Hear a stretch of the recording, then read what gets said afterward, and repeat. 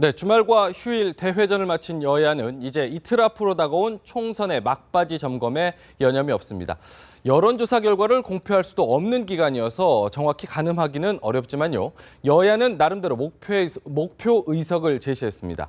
민심은 과연 여야의 기대와 예상대로 움직여줄지 아니면 깜짝 놀랄 결과를 만들어낼지 이틀 뒤면 여러분의 선택이 판가름납니다.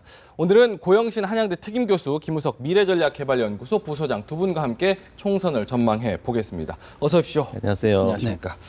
먼저요, 그 총선을 이틀 앞둔 상황에서 각 당의 예상 의석 전망이 나왔는데 새누리당은 과반도 어렵다고 한 지난주보다는 조금 다소 높게 좀 전망을 했고요. 더민주는 백석도 불안하다 이런 전망이 나왔는데요. 먼저 허승아 앵커를 통해서 여야 각 당의 전망을 먼저 알아보겠습니다. 네, 총선이 이틀 앞으로 다가온 가운데 각 정당이 자체적으로 분석한 예상 의석수를 공개했습니다. 먼저 새누리당은 비례대표를 포함해 최대 145석을 내다보고 있습니다. 과반은 힘들지만 수도권 판세가 호전되는 것에 기대를 걸고 있다는 겁니다. 영남권에서는 전체 65석 가운데 50석가량을 얻을 것으로 내다보면서도 호남에 비해 낮았던 영남 지역의 사전투표율을 불안 요소로 꼽았습니다. 부산, 대구가 가장 낮았습니다. 전체적으로 이분들이 투표장에 나오지 않을 가능성이 높다. 더불어민주당은 비례대표를 포함해 100석도 어려운 상황이라고 총평했습니다.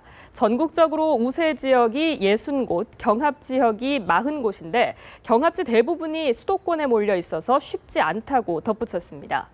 더민주 정장선 선거대책본부장은 새누리당은 비례대표를 포함해 180석 확보가 가능하다며 거대 여당의 출현이 얼마 남지 않았다고 경계했습니다. 이렇게 된 이유는 수도권에서 야권이 분열된 이유를 가장 크게 꼽고 있습니다. 국민의당은 호남에서 20석 이상, 수도권에서 4~5석, 비례대표 10석 등 모두 35석 정도를 얻을 것으로 예상했습니다. 수도권 경합 지역 그리고 정당 득표에 따라서 플러스 마이너스 역시 4 내지 5개가 있을 수 있다. 전체적으로는 30에서 40개 사이.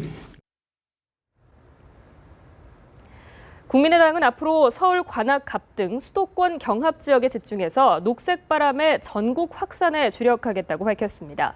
이처럼 각 정당이 예상 의석수를 공개한 것을 두고 예상치 자체가 선거 전략의 측면이 있다는 분석도 나오는데요. 저평가를 통해 위기의식을 불러일으켜 지지층을 결집시키거나 반대로 실제보다 거품을 끼게 해서 중도층이나 부동층을 견인하려는 노림수가 게재돼 있을 수도 있다는 겁니다. 네, 각 당의 선거 전망치, 예상치 좀 살펴보겠습니다. 허승아 앵커가 마지막에 좀 선거 전략 차원에서 옛날에도 뭐 읍소 전략이다 아니면 또 과대 포장한다 뭐 이런 얘기도 있긴 있었는데 아무래도 이번에는 사전 투표가 좀 진행된 다음에 발표한 거라서 그것도 좀 반영이 됐을 것 같은데요. 각 당이 나름대로 상당히 면밀하게 분석을 했는데 전통적으로 보면 상대 당에 대해서는 좀 과대평가하고 그렇죠. 자당에 대해서는 과소평가해서 좀 짜게 보수적으로 평가하는 측면이 있다고 봐야겠죠.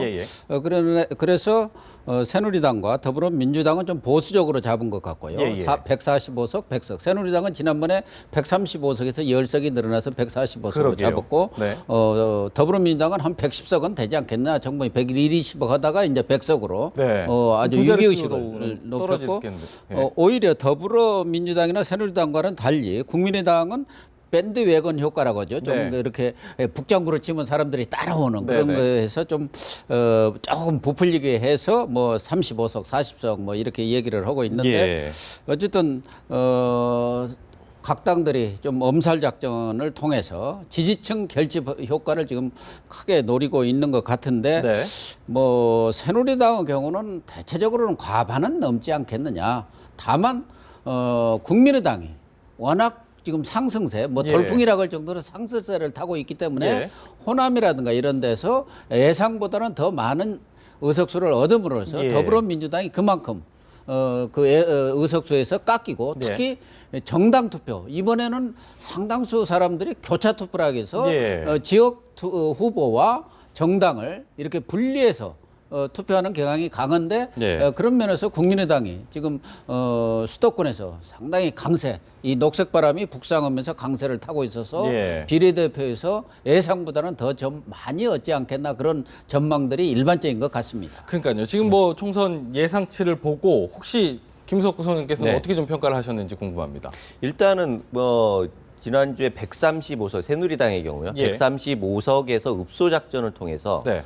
일단은 유권자들이 화내는 뭐를 좀 이렇게 누그러뜨리고요. 누그러뜨렸죠. 그래서 그거 좀 전략이 먹혔다고 보시나요? 일단은 뭐 새누리당이 미워서 안 찍겠다. 이거는 조금 네. 했어요. 그래서 한 145석 정도까지 가능하지 않겠느냐. 그러나 과반을 넘기려고 하면 읍소 작전만 가지고 되지는 그렇겠죠. 않거든요. 뭔가 더 큰 유인이 있어야 합니다. 예. 그래서 145석에서 150석 이 정도의 부분은 네. 보수층이 좀 결집해서 네. 과반을 넘겨달라. 만약에 보수층이 새누리당 지지층이 투표를 안 하면 과반은 못 넘길 테고 그렇게 되면은 식물 국회에 이어서 식물 정부가 된다. 예. 그러면 앞으로 2년 박근혜 정부는 아무것도 할 수가 없고 결국은 이 위기 상황에서 대한민국이 어떻게 되겠느냐라고 네. 하는 위기의식, 위기 마케팅 그리고 애국심에 호소하는 이런 부분들이 있는 거죠. 그래서 너무 격차가 크면은 그런 부분들에 대해서 좀 호소력이 떨어지는데 예. 145석에서 150석 정도는 네. 그러한 보수층이 투표장으로 나옴으로써 메꿔주셨으면 좋겠다 이런 게 있는 거고요. 네. 지금 전체적으로 판세 뭐 이렇게 잘 설명을 해주셨는데 기본적으로 지금 국민의당 같은 경우에는 한 35석 정도 보지 않습니까? 네. 그리고 무소속 10석 그리고 정의당 5석 하면 50석이에요. 그게 네, 딱. 네. 그러면 250석 가지고 더불어민주당과 새누리당이 나눠 갖게 되는데 결국은 더불어민주당은 100석을 넘기느냐. 예. 그리고 새누리당은 150석을 넘기느냐 이거예요. 그렇죠. 250석이니까 100석, 150석 이렇게 네, 됩니다. 네. 결국은 새누리당이 과반을 못 넘기면은 더불어민주당은 본인들이 추구했던 107석 언저리를 얻게 되는 거고 예. 그렇지 않고 100석 이하로 더불어민주당이 주저앉으면 새누리당은 과반을 얻게 되는 네. 트레이드 오프 관계에 지금 있는 것 같아요. 네네. 그래서 결국은 이 부분은 수도권의 표심이 100석 또 과반 이거를 결정할 거다. 네. 어느 지지층이 결집하느냐, 투표장에 나오느냐 예. 이게 결정할 거다. 이렇게 보여집니다. 그러니까요. 특히 아까 전에도 교수님께서 말씀하셨지만은 교차 투표와 관련해서 좀 얘기를 해주셨는데 이번에도 보면은 국민의당이나 정의당 같은 경우는 지역구 의석수보다는 사실 비례대표 의석수가 꽤 지금 많이 선전할 것 같은 느낌이 좀 들거든요.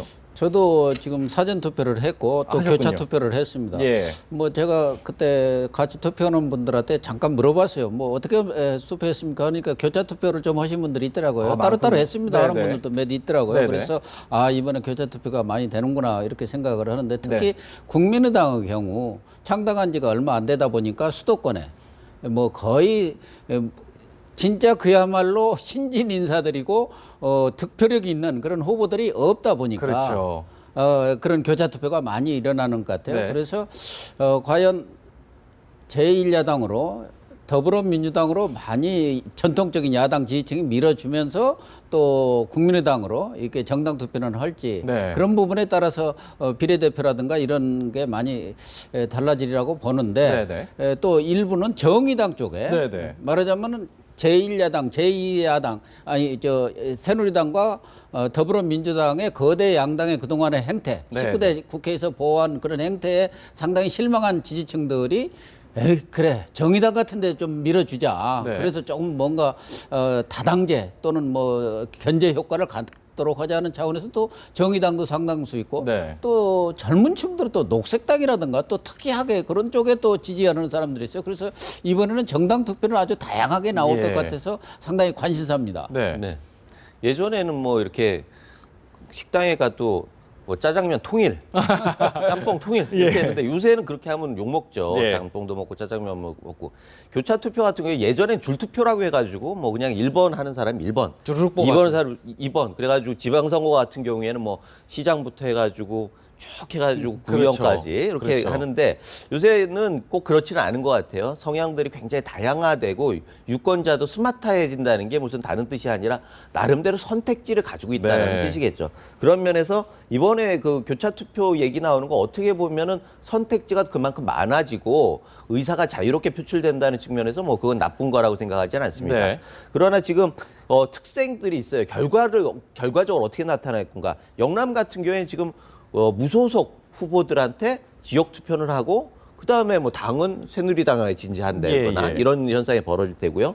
호남 같은 경우에는 양당이 지금 각축을 벌이고 있기 때문에 경쟁력 있는 후보와 지지 정당이 갈라질 가능성이 있습니다. 네. 수도권 같은 경우에는 야당 지지표가 특히 네. 국민의당은 국민의당의 비례대표 투표를 하고 그다음에 야권 성향은 결국은 여당을 견제해야 하는 거 아니냐 해가지고 좀 강한 후보 뭐 더불어민주당이 지금 뭐 조금 낮겠죠. 그런 쪽에 또 서로 보팅을 따로 할 그런 가능성이 많아요. 그런 면에서 이 크로스 보팅이 어떤 결과를 나타낼지 이런 부분들은 굉장히 다양한 예측지가 가능합니다. 예. 단 결과적으로는 그 서로 교차 투표를 하더라도 여권 지지표와 야권 지지표가 결국은 어떻게 결집하느냐가 최종적으로 판정을 하는 그런 변수가 될 거라고 보여집니다. 알겠습니다. 그러니까 지금 보면은 각 당에서 지금 선거를 앞두고 있어서 여러 가지 이제 변수, 지금 이틀밖에 남지 않은 상황에서 여러 가지 변수를 좀 보고 있을 텐데 주말 유세전을 좀 바탕으로 저희가 좀 알아보겠습니다. 지금 강은나래 기자가 지금 준비한 리포트가 하나 있는데요. 먼저 함께 보고 이야기 계속 나눠보겠습니다. 단성과 읍소를 이어가던 김무성 대표. 다시 다급하게 운동권 정당 심판론을 내세웠습니다. 또 투표를 안 가시면은 운동권 정당만 도와주는 꼴이 됩니다. 운동권 출신들이 만약에 과반수 이상을 넘긴다 하게 되면은 여러분 나라 꼴이 어떻게 되겠습니까? 사전투표에서 승부처인 수도권 투표율이 전국 평균 12.19%에 못 미치자 공천파동에 실망한 민심이 투표 거부로 나타나고 있다는 해석이 나오며 당내 위기감이 고조됐습니다. 총선을 앞둔 마지막 주말, 김무성 대표는 서울 동남권 여당 우세 지역을 중심으로 핵심 지지층을 투표장으로 이끄는 데 집중했습니다. 송파병 김을동 후보 지원 유세에서는 동성애 이슈와 역사교과서 국정화 문제 등 보수층 표심을 자극하는 발언들도 쏟아냈습니다. 중요한 것은 군에서 동성애를 갖다가 허용할 수 있는 군형법 발의를 지금 하고 있습니다. 동성애 이거 인륜을 배반한 그런 일인데 이것은 더 나아가 더민주를 향해 과거 진보통합당과 연대해 국회에 종북 세력이 잠입하도록 했다면서 특히 옛 통진당 출신의 울산 북구와 동구 무소속 후보들을 거론하며 후보 단일화를 중재한 더민주 문재인 전 대표를 강력 비난했습니다. 또다시 문재인이가 통합진보당하고 종북 세력하고 손을 잡았습니다. 또 연대를 했습니다. 김 대표는 주중 첫 지원 유세지로 울산을 택해 색깔론 공세를 이어간 뒤 더민주와 접전이 벌어지고 있는 낙동강 벨트 부산 지역을 재차 방문해 막판 화력을 보탭니다. 연합뉴스TV 강은나래입니다. 네, 새누리당의 그 유세 전략 함께 보셨는데 지금 뭐 여당이나 야당이나 각자 이제 자기 지지층 결집하는데 그렇죠. 공을 들이고 있을 텐데 특히 이제 새누리당 같은 경우는 안보 이슈라든지 뭐 약간 보수층에서 좀 민감하게 반응한 동성애 이슈라든지 이런 걸 좀 꺼내 들고 있네요. 선거가 막판으로 갈수록 흔히 말하는 산토끼를 잡기는 어렵습니다. 이미. 그러니까 집토끼 중에서 덜에 나가갖고 실어가지고 나가서 놀고 있는 이 집토끼 중에서 들토끼라고 요새 잠깐 표현하는 네. 그 사람들을 끌어들여야 하는 것이 가장 뭐 일반적인 선거 전략이기 때문에 새누리당 입장에서도 그동안 뭐 더불어민주당에 대해서 뭐 당내 문제 그동안 뭐 서로 싸우느니 뭐 하다가 이제는 안보 이슈라든가 또 운동권 그 정당 이슈 또 종북 숙주 그런 이슈 등 이런 것들을 전반적으로 꺼내면서 경우에 따라서는 지금 마지막으로 꺼내는 게 이른바 그 흑색선전이라는 뭐 마타도 그런 뭐 비슷한 것들 나오면서 김종인 대표의 뭐 여러 가지 무슨 재산 문제까지 이렇게 네거티브 전략으로 지금 나오고 있습니다. 그렇기 때문에 김무성 대표도 이제 그동안은 수도권에서 뭐 아주 집중적으로 수도권의 판세가 결국은 선거 전체의 판세를 좌우할 수밖에 없는 그런 상황이기 때문에 수도권에 집중하다가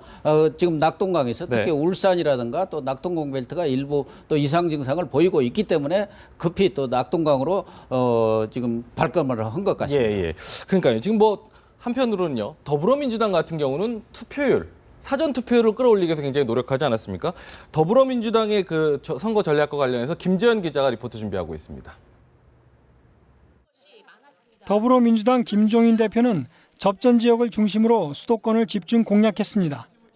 경제 심판론의 수위를 높이며 새누리당과의 1대1 구도 만들기에 사력을 다했습니다. 부자는 세금을 깎아주고 서민의 주머니는 터는 그러한 세금의 운영원을 정부가 양극화를 해소할 수 있겠습니까? 김 대표는 이번 총선은 결국 1번이 아니면 2번을 택하는 선거라며 국민의당의 견제구를 날렸습니다. 호남에서 돌아온 문재인 전 대표는 수도권 유세에 합류해 김 대표와 보조를 마쳤습니다. 국민의당을 찍는 건 사표를 넘어 새누리당을 돕는 표라고 날을 세웠습니다. 정당 투표는 자기가 지지하는 정당에게 투표하고 후보자에 대한 투표는 새누리당 후보를 꺾고 이길 수 있는 후보에게 표를. 연합뉴스 TV 김재현입니다. 네, 문재인 전 대표는 교차 투표를 하더라도 어쨌든 투표를 좀 해달라 이렇게 좀 강조를 하고 있네요.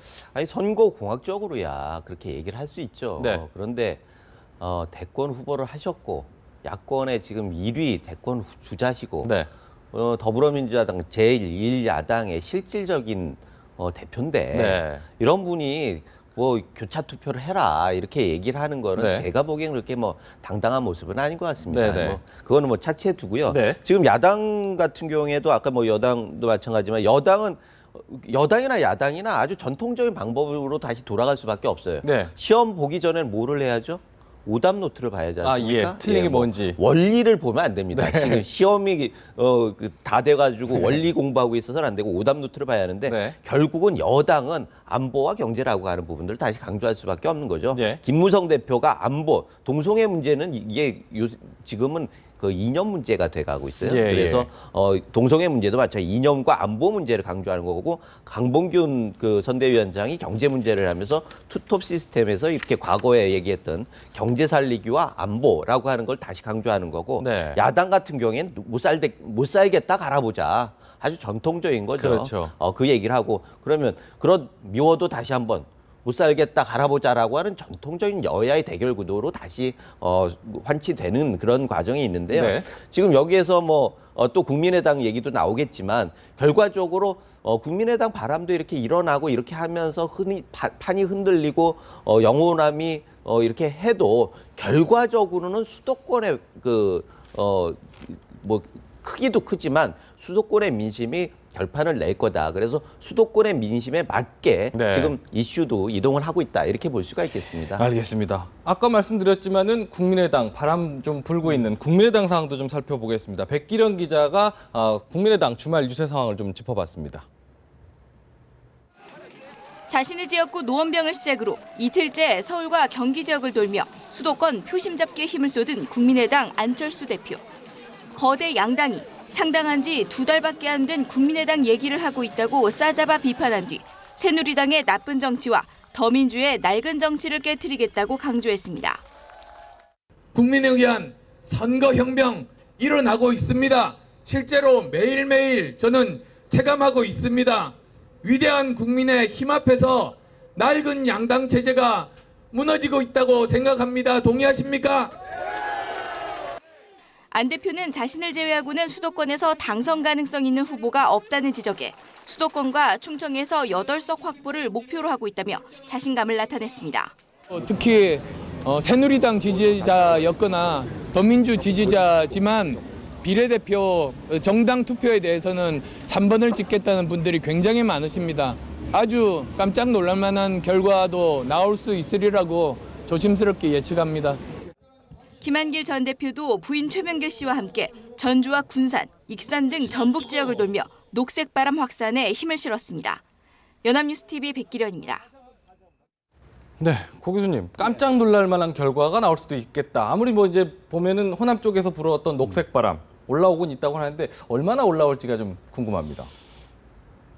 문재인 전 대표께서 호남을 방문했음에도 불구하고 지금 호남에서 불고 있는 녹색 바람을 잠재우기에는 좀 너무 늦게 간 거 아니냐는 그런 느낌을 저는 갖고 있고요. 예. 지금 녹색 바람이 북상을 하고는 있는데 그 북상은 강도 아닙니까? 이게 태풍이냐? 그렇죠. 아니면 지금 올라오다가 힘이 좀 빠진 거냐? 그런데 지금 올라오고 있고 그 바람이 거세지고 있는데 국민의당 쪽 사람들 얘기는 조금만 더 있으면은 시간이 바람이 일어나 가지고 그게 올라오는데 시간이 없다. 그래서 과연 투표율이 너무 임박했군요. 예. 네. 1 플러스 알파가 될 거냐. 네네. 그리고 알파 말하자면 안철수 의원 외에 당선자가 나올 거냐.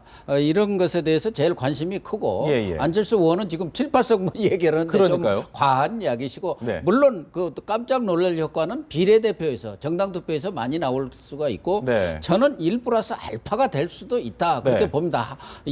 안철수 의원 외에 네. 한두 명 혹시 당선될 가능성이 있다고 보고 제일 저는 안타깝게 생각하는 것은 김한길 의원입니다. 예. 그분이 왜 불출마를 했냐 이거예요. 되지도 않을 거 연대 얘기하다가 불출마를 했는데 지금 김한길 의원이 그대로 서울에서 출마를 했더라면 지금 수도권에 상당히 바람을 일으킬 수 있고 주변에도 얼마든지 지금 요 중구에 나와 있는 정진호 의원이라든가 정호준 의원 등 여러 사람들한테 좋은 플러스적 시너지 효과를 낼 수도 있는데 지금은 본인은 불출마하시고 가서 지금 최근 부인까지 대동해서 호남을 다니시면서 아마 제가 볼 때는 총선 이후를 겨냥해서 숟가락을 지금 연져 놓으신 것 같은데 국민의당 쪽에서도 김한길 의원이 제일 안타깝다 이거예요. 이번에 그냥 출마를 했더라면 수도권은 좀 김한길 의원하고 안철수 의원하고 이렇게 쌍나파를 불어대면 시너지가 훨씬 났을 텐데 안타깝다 그러고 있습니다. 그러니까 이미 사퇴를 해버린 바람에 여론조사도 그동안 나오지도 않았고 별게 없었는데 아쉬울 수도 있겠네요. 지금 국민의당 입장에서는. 제일 아쉽죠. 사실 뭐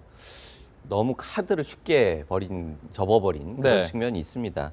그러나 뭐 그 김한길 의원이 아니더라도 역대 선거를 보면 의외의 결과가 없었던 적은 없습니다. 그런데 지금 무소속의 경우에는 대체적으로 윤곽이 나타나 있고 의외라고 하긴 그렇고요. 결과적으로 이번 총선에서 의외라고 한다고 하면 그 의외라고 하는 게 깜짝 놀랄 만한 결과 아니겠습니까? 그건 국민의당이 수도권에서 혹시 의회의 결과를 의회의 그 지역구 의석을 차지할 수 있지 않을까. 그게 뭐 한 2~3석이 딱 된다라고 하면 그건 굉장히 큰 의외죠. 사실 안철수 의원 혼자서 다 호남이고 안철수 혼자서 수도권의 국회의원이다. 그렇다고 하면 안철수 의원도 힘이 빠지고 그 이후에도 안철수 의원이 과연 호남의 구민주계들 틈 사이에서 대권 주자로서 제대로 활동할 수 있을까라고 하는 의문점이 있어요. 그러나 수도권에서 일정 정도의 의석을 가지고 있다면 그건 예의가 달라지거든요. 그러면 총선 이후에 대권가도에서도 커다란 변수가 될 수 있습니다. 지금 그래서 의회의 결과라고 하면 수도권에서 몇 석을 더 얻느냐와 그다음에 호남을 석권할 수 있느냐.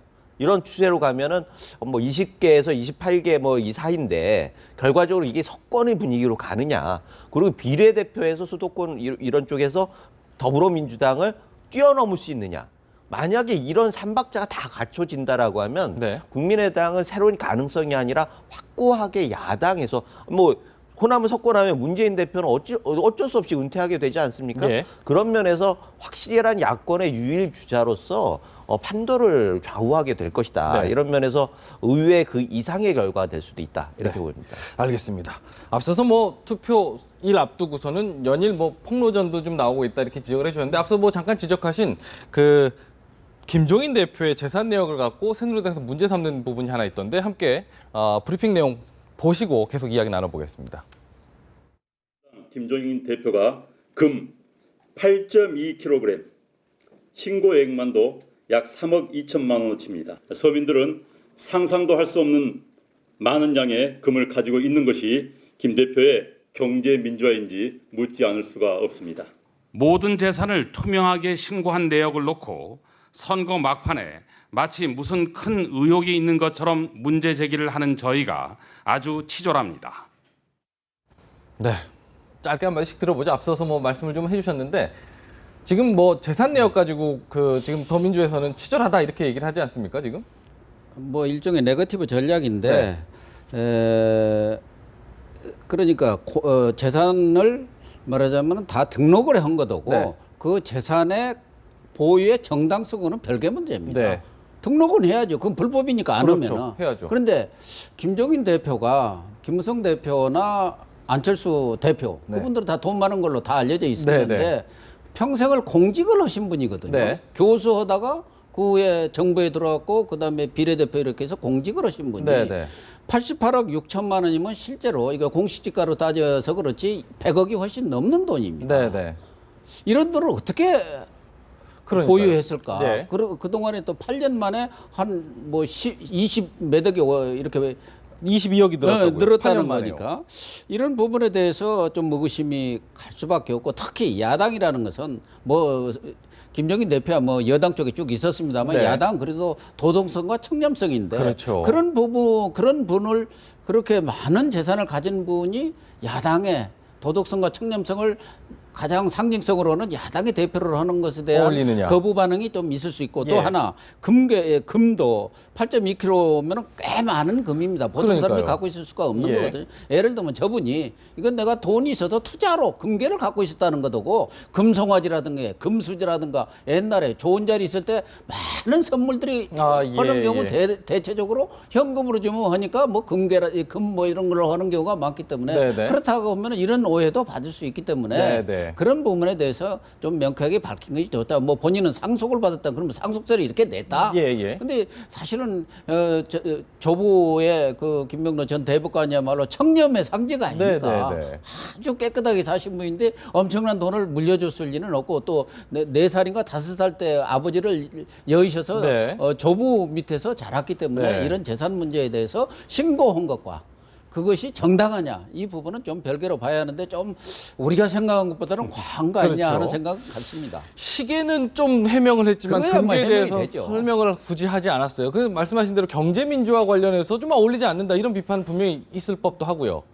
일단은 이게 대표적인 금수저 아닙니까? 아니 뭐 집안도 좋은 집안이었고 뭐 청렴하다고 해도 예전에 법관 하시고 이렇게 하면 그 우리가 생각했던 서민이나 아니면 중산층은 넘어서는 분이거든요. 네. 대표적인 금수저의 좋은 교육도 받고 뭐 이렇게 했던 분이에요. 그런데 그런 분이 뭐 재산을 많이 가질 수는 있어요. 하지만 공개적으로 나와서 금수저, 흑수저 얘기하면서 국민들을 그렇게 갈라놓으면 안 되죠. 네. 그래 그런 면에서 좀 말씀이 좀 과하신 부분들에 대해서는 조금 이 본인의 처지와 맞지 않다. 네. 두 번째는 아니 부유하다고 해서 서민 정책을 못할 건 없지 않습니까? 네. 부유한 사람들도 예전에 보수 정당이 보통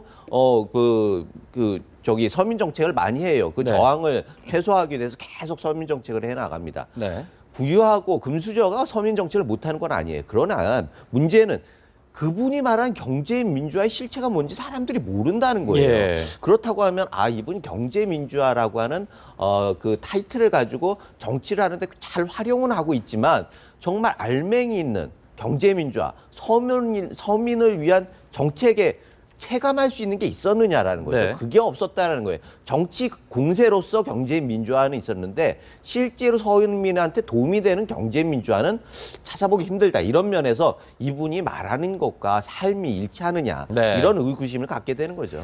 뭐 명확한 좀 해명을 좀 할 필요가 있을 텐데 모르겠습니다. 지금 투표일이 얼마 남지 않았기 때문에 어느 정도 좀 영향이 미칠지는 잘 모르겠습니다. 오늘도 새누리당 대표라든지 더민주 각 당 대표들이 지금 각 지역을 좀 돌아다니는데요. 정작 김무성 대표가 자신의 지역구를 한 번도 못 갔다고 하더라고요. 그러니까 바쁜 행보들을 좀 보이고 있는데 이와 관련해서 허승아 앵커를 통해서 한번 좀 알아보겠습니다. 그동안 선거운동 다닌 곳을 좀 알아보겠습니다. 네, 김무성, 김종인, 안철수 3당 대표는 선거운동이 시작된 이후 열흘 동안 100곳 안팎을 돌아다니며 그야말로 살인적인 일정을 소화했습니다.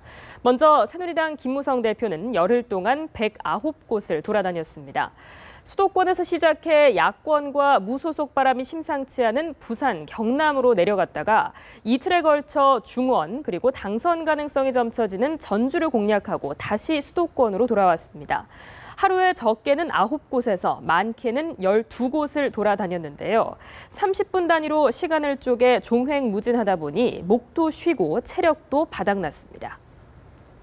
우리 새누리당 잘못한 건 맞습니다. 모든 것을 제가 책임지고 사퇴하겠습니다. 여러분 용서해 주시고 3당 대표 중 최고령인 더불어민주당 김종인 대표는 청바지 차림으로 로고송에 맞춰 춤을 추는 모습이 익숙해졌는데요. 남대문과 동대문에서 유세를 시작한 김 대표는 새누리당과 경쟁하는 수도권은 물론 국민의당과 각축 중인 호남까지 모두 96곳을 돌았습니다. 이동거리로 치면 3,000km가 넘습니다. 특히 정세균 의원이 오세훈 전 시장과 접전을 벌이고 있는 서울 종로는 3번이나 찾았고 국민의당 바람이 거센 호남에서도 1박 2일간 13개 지역구를 촘촘하게 챙겼습니다. 야당을 분열을 하고 그 분열된 야당을 가지고 선거에 임하는 정당이 생겼습니다. 야당이 분열돼 가지고서 과연 우리가 정권 교체를 할 수 있겠습니까? 스스로를 안길동이라 칭할 만큼 동해번쩍, 서해번쩍했던 국민의당 안철수 대표는 3당 대표 가운데 가장 많은 114개 지역을 누볐습니다. 선거 초반 지지율이 상승 중인 호남을 집중 공략한 뒤 최근에는 수도권으로 녹색 바람을 끌어올리는 데 당력을 모았습니다. 당의 선거를 책임지고 있지만 자신이 경합지 후보이기도 한 안 대표는 지역구에도 매일같이 들러 한 표를 호소했습니다. 노원구뿐만 아니라 의정부 그리고 남양주 그리고 또 도봉, 강북, 중랑까지도 그 혜택을 볼 수 있도록 그 공통적으로 지금 고민하고 공약을 낼 생각입니다. 각기 상황은 다르지만 3당 대표 모두 의석수가 가장 많이 걸린 수도권 유세 대부분의 시간을 할애했는데요. 마지막 날까지 계속될 수도권 쟁탈전의 승자는 누가 될지 주목됩니다. 선거 때가 아니면 언제 또 이렇게 좀 다녀볼까 싶을 정도인데요. 좀 많이 좀 다니기는 하는데 지금 보면은 아무래도 좀 공을 들이는 곳이 자기네가 좀 약한 곳이다 이렇게 싶은 곳이겠죠. 네. 아무래도 그럴 수밖에 없죠. 특히 김종인 대표께서는 지금 76입니다. 예. 뭐 젊은 사람도 그렇게 뛰면은요 쓰러지시거든요. 그러게요. 특히 이게 선거 때는 그 표심의 향방 확 이 상승세를 타면은 아무리 많이 뛰어도 피곤하지 않고 그렇지 않습니까? 네. 그런데 요새 더불어민주당이 그렇게 상승세도 타지 않는 상황 속에서 저렇게 뛰신다는 것은 정말 살인적이라고 봐야 할 것 같고요. 네. 지금 뭐 각 당들이 좀 취약 지역을 주로 많이 뛰고 있지 않습니까? 그래서 김종인 대표도 호남으로 내려가고 또 문재인 대표도 내려가시고 안철수 의원은 주로 수도권에서 여기 수도권 여기서 많이 뛰고 또 김무성 대표도 자기 지역 중영도는 부인이 아예 맡겨놓으시고 예전에 보니까 다리 발목 깁스한 상태로 발목 뭐 깁스한 상태로 돌아다니시면서 뭐 다 지역을 챙기고 있는 것 같고요. 부인이 본인은 뭐 수도권에서 뭐 올인하다시피 지금 하면서 이제 오늘 주로 낙동강 벨트 쪽에 그쪽에 울산하고 이쪽이 조금 지금 흔들리고 있어서 내려가시고 겸해서 아마 부산으로 가면은 잠깐 들리지 않겠나. 자기 지역구도 그렇게 보여집니다. 자기 지역구도 좀 못 챙기고 있어요. 김종인 대표 뭐 비례대표니까 그렇지만은 안철수 대표 같은 경우도 지금 지역구 잘 못 챙기고 있잖아요. 일단은 뭐 김무성 대표 같은 경우야 뭐 특별히 챙기지 않아도 사실 뭐 본인이 김무성 대표 본인이 뭐 영남에서는 동메달이고 수도권은 금메달이다 할 정도로 사실 위험하다라고 하면은 그 지역을 포기할 수는 없습니다. 그렇겠죠. 정치인이 자기 지역을 포기한다는 건 불가능하죠. 안철수 대표 같은 경우에는 사실은 지역에서 수도권에서 지역 다닌다고 해서 만날 수 있는 사람은 한계가 있거든요. 결국 언론에 비치는 안철수가 얼마나 참 그럴듯하느냐에 따라서 지역 표심도 움직인다고 하는 측면에서 안철수 대표가 한 당에 아주 그 확실한 그 대선 주자로서 전국을 누비는 모습은 지역구에서도 굉장히 큰 효과가 있었을 거라고 생각이 됩니다.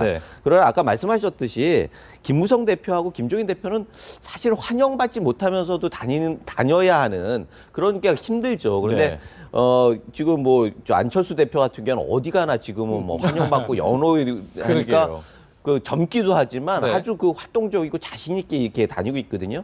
하여튼 유일한 스타성을 그나마 가지고 있는 이번 선거에 있어서 이번 선거엔 여러 가지 없는 특징 중에 하나가 스타가 없다는 거 아닙니까? 그런데 그나마 유일한 스타성을 가지고 있는 안철수 대표가 제일 열심히 뛰고 다니고 있구나 이런 생각이 드네요. 그러니까요. 지금 임박해 오면서 지금 두 당대표들은 좀 지쳐가는데 반면에서 오히려 좀 기세가 좀 올라가는 듯한 모양도 좀 보이는 것 같습니다. 이런 가운데요. 지금 뭐 문재인 전 대표가 호남을 좀 다시 한번 방문한다거든요. 문재인 대표의 이번 방문은 좀 어떻게 좀 비춰질까요? 지난 주말에 방문해서 더불어민주당 문재인 대표 측은 상당히 판세 변화에 도움이 됐다. 뭐 역전까지는 아니지만 크게 호전되는 그런 결과를 빚었다고 자체 판단한 것 같아요. 그래서 이번에 이제 경남으로 거제로 가는 그 겸해서 이제 호남 쪽으로 넘어가서 다시 주말에 오늘 내일 사이에 호남표를 좀 다지하겠다 하는데 사실은 그 속에는 호남 자체가 너무 국민의당 당의 그 녹색 바람 속에 지금 휘몰려 가기 때문에 지금 현지에 들려오는 소식들은 그동안 튼튼했던 지역들 전남에서도 예를 들면 우윤근 의원 지역이라든가 이계호 의원 지역들은 뭐 상대가 거의 없었는데 여기도 지금 흔들린다고 할 정도니까 지금 이번에 가시는 거 보니까 그 우윤권 의원 지역 또 이계호 의원 지역 또 뭐 저 나주 위험하다 생각하는 거죠. 나주 화순 그런 지역들 주로 말하자면 강세 지역. 네. 더불어민주당이 그동안 강세 지역들이 흔들린다 하니까 아마 거기에 응급 처방으로 가시는 것 같습니다. 네, 아무래도 뭐 문재인 대표가 가시면은 뭐 역효과도 있을 수 있지만 네. 플러스 효과도 있기 때문에 뭐 그 결과는 좀 지켜봐야 할 것 같습니다. 이번에 문재인 대표가 가시면은 지난번에 좀 그 뭉뚱그려서 얘기했던 호남이 지지를 철회한다면 대권 주자를 그만두겠다, 은퇴하겠다 이런 말씀을 하셨는데 사실은 그게 진정성이라기보다는 그 기준이 얼마냐가 또 후사가들 입에서 굉장히 많이 돌았어요. 그래서 사실 애초에 목적과 다르게 그게 더 부각된 측면이 있습니다. 그래서 이번에 호남 가셨을 때는 그 부분을 또 어느 정도의 가이드라인을 얘기하지 않고 그냥 또 립서비스만 하고 올 수 있을지 이런 부분들에 대해서도 좀 관심이 가요. 사실 지금 호남 민심은 어느 정도 지난번에 문재인 대표가 왔다 간 다음에 뭔가 다른 움직임이 있지 않느냐 이런 약간 애매한 상황에 있다라고 볼 때 문재인 대표가 이번에 가가지고도 좀 본인의 얘기만 하고 이렇게 온다라고 하면은 그 역전의 발판을 만들긴 좀 힘들지 않을까 이런 생각이 듭니다. 한 가지 더요. 지금 사전 투표가 아까 전에 또 투표도 하셨다고 했는데 투표율이 좀 생각보다 조금 높게 나왔습니다. 그때보다는 그러니까 처음 지방선거 재작년에 했을 때보다는 좀 높게 나왔고요. 특히 이제 눈에 띄는 게 격전 지역 위주로 좀 높게 나왔더라고요. 아무래도 관심이 좀 반영됐다고 봐야 되겠죠? 그렇죠. 뭐 지금 이번에 높게 나온 것이 호남 같은 데가 아주 높게 나왔지 않습니까? 국민의당과 더불어민주당이 치열하게 경쟁을 하고 있기 때문에 각 진영에서 끌어냈을 겁니다. 사전 투표 하십시오. 자기 지지층들을 끌어내서 투표장으로 이렇게 많이 나온 그런 결과가 아닌가 그렇게 보여지고 조직력을 좀 발휘했다라고 볼 수 있겠군요. 좀 영남 쪽에서 다소 낮았는데 부산 한 자릿수 나왔더라고요. 부산이라든가 뭐 대구는 조금 일부 지역이 높았습니다만 전체적으로 보면 영남이 낮았는데 전통적인 여당 지지층인데 뭐 지난번 공천 후유증도 있고 이런 부분에 있어서 상당한 그 실망한 그런 지지층들이 그냥 뭐 이렇게 적극적인 투표 의욕을 갖고 있지 않는 거 아닌가 그런 느낌 드는데 대구라든가 또 몇몇 지역들을 보면은 경쟁이 치열한 거 이런 지역은 또 사전 투표율이 높은 것으로 봐서는 전반적으로 이번 투표율이 지난번이 19대 때가 52.4%인데 뭐 그런 수준은 되지 않을까 그렇게 보여집니다. 어떻게 지금 이번 사전 투표 말씀드린 대로 이 격전지가 이렇게 높게 나왔는데 본 투표에도 이런 영향을 좀 얼마나 가겠죠? 추세를 반영하겠죠. 가겠죠?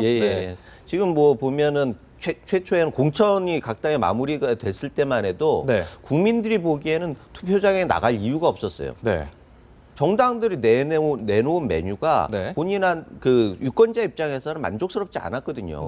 그리고 그 식당들이 고만고만한 식당들이 고만고만한 메뉴를 다 내놓고 그 다음에 만들어내는 레시피도 불확실하고 이러니까 사실 뭐 별로 이렇게 그 구매의 의사가 없었는데 국민의당 바람이 불고 또 경합 지역들이 이렇게 나타나고 의외로 대구에서도 다른 선택지가 거론이 되고 이렇게 하면서 선택의 여지가 생겼다. 그리고 게다가 지금 특이하게 교차 투표라고 하는 그러니까 다른 선택지들을 현장에서 그 선택할 수 있는 이런 것들이 생기다 보니까 그런 면에서 투표율이 높아질 수 있고요. 그런 경합 지역에서는 당연히 또 후보들 간의 경쟁도 치열해지고 후보의 지지자들 간의 경쟁도 치열해지다 보니까 이게 올라갔다. 그런데 그게 무슨 사전 투표만 그렇겠습니까? 본선거 때까지 그거는 계속 추세가 이어질 거고 그런 면에서 애초에 생각하기엔 총선의 최저 투표율을 보이지 않겠느냐 이랬는데 그런 상황은 아닌 것 같고요. 60% 전후에서 아마 투표율이 형성이 되지 않겠느냐 이렇게 예측을 할 수 있을 것 같습니다. 그러니까 이번 선거는 거대 양당 간의 싸움보다는 녹색 바람, 백색 바람 이것 때문에 지금 선거 분위기가 그나마 좀 살아난 거 아닌가 그렇게 보여집니다. 알겠습니다. 이런 상황에서요. 뭐 조금은 생뚱맞아 보일 수도 있겠지만요. 북한에서 지금 보면은 그 식당 종업원들이 이렇게 그 귀국한 소식이 좀 들리지 않았습니까? 오늘 아침 좀 속보 중에도 보면 북한 정찰총국 출신의 북한군 대자가 지난해 탈북해서 한국으로 망명한 것으로 알려졌다. 또 문상균 국방부 대변인이 정례 브리핑에서 밝힌 건데요. 그런 사실이 있다라고 확인을 해줬고 인적 사항 등 구체적인 내용을 설명해 줄 수 없다고 하면서도 우리급 대령급 인사가 지금 현재 넘어왔다. 이런 속보가 좀 앞서서 전해졌거든요. 이게요, 북풍 관련해서 또 언급을 안 할 수가 없는 것 같아요. 이맘때라서, 선거철이라서요. 글쎄요, 북풍 의혹을 제기를 안 할 수는 없겠죠. 네. 정부 측에서 어떻게 생각해서 이런 것들을 이렇게 신속하게, 예를 들면 13명 넘어온 거, 네. 그런 것도 하루 만에 바로 발표가 됐단 말이에요. 네. 그렇지 않아도 개성공단 폐쇄 이후 외국에 나가 있는 우리 교민이라든가 관광객들한테 북한 식당을 자제하라. 네. 그런 것이 내려지면서 지금 미얀마 같은데 그 프놈펜에 수도 프놈펜에 6개 있는 식당 중에서 3개는 벌써 문 닫았고 지금 3개도 사실상 문 닫을 수밖에 없는 그런 상황이라는 거예요. 네. 동남아에 한 120개 정도 식당이 있습니다. 네, 북한 네. 식당들이. 그래서 그런 추세를 반영해서 13명이 넘어온 것으로 이렇게 보여지는데 집단 네. 또 정찰총국이라든가 정부 입장에서는 그동안 제재 효과가 절실히 나타나고 있다는 것을 홍보하겠다고 하지만 네. 국민들 입장에서는 또 북풍 아니야 하는데 실질적으로 정부가 이런 거 설사 북풍 무드를 가졌다 하더라도 네. 우리 유권자들이 그렇게 받아들이질 않아요. 네, 네. 그런 거 한다고 해서 아이고 그래 여당 잘했고 정부가 잘했나 네. 이렇게 생각하는 사람이 과연 몇이나 될까. 네, 네. 벌써 우리 국민들의 의식 수준이 워낙 높았고 북풍에 대해서는 아주 학습 효과가 너무 잘 돼가지고 예. 그런 정도 가지고는 전혀 선거에 영향은 주지는 못할 것 같아요. 네. 실제로 보면은 이게 왜 더 의심을 사냐면 진보 언론이나 이제 야당에서는 왜 굳이 통일부가 옛날 관례대로라면 이런 거 위험해서라도 발표를 안 하는데 청와대에서 지시를 했다라는 얘기까지 나오니까 이건 분명한 의도가 있는 거 아니냐 이런 해석들을 하는 거 아니겠습니까? 그러니까 진보지 일부에서 얘기를 하는데 네.